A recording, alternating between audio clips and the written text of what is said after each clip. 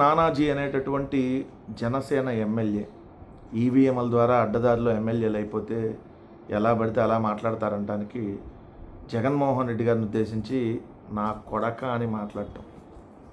వాడు వీడు వాడిని కాకినాడ రమ్మను, ఈడ పోటీ చేయమను.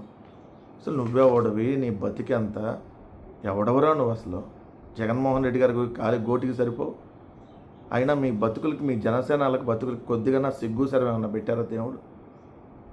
అలగా పార్టీ, మీరంతా అలగా వాళ్ళు అని చెప్పి ఇదే బాలకృష్ణ అంటే టీడీపీకి బాలకృష్ణకి వెళ్ళి వాళ్ళ బూట్లు దుడుతూ ఉంటారు. అది మీ బతుకు. సంకర జాతి యదవులని మిమ్మల్ని తిట్టాడు ఇదే బాలకృష్ణ. అయినా సిగ్గు లేకుండా వాళ్ళ సంఖలో దూరి వాళ్ళకి బానిసత్వం చేసేటటువంటి బతుకు మీది. నీకు జగన్మోహన్ రెడ్డి గారి గురించి మాట్లాడతావు నువ్వు. మీ జనసేన వాళ్ళని పిచ్చి కుక్కల్ని కొట్టినట్టు కొడుతుంటే సిగ్గు లేకుండా కొట్టించుకుంటున్న బతుకులు మీ. వాళ్ళు 10, 12 సీట్లు ముష్టి అయితే ఆ ముష్టి తీసుకొని ఆ ముష్టి ద్వారా కూడా మీరు గెలవాల. ఈవీఎంల ద్వారా గెలిచారు. గెలిచి ఈరోజు పిచ్చ పిచ్చ వాగుడు వాగుతూ ఉన్నారు. అయినా మీ పార్టీలో ఎమ్మెల్యేలంతా ఇలా లేకీగానే ఉంటారా? ఒకడేమో అరవకుండా 5 సార్లు అబార్షన్ చేయించాడు. వాట్సాప్ కాల్స్ బేబీ బేబీ అంట అసెంబ్లీలో. నువ్వేమో దళిత డాక్టర్ను కొట్టావు.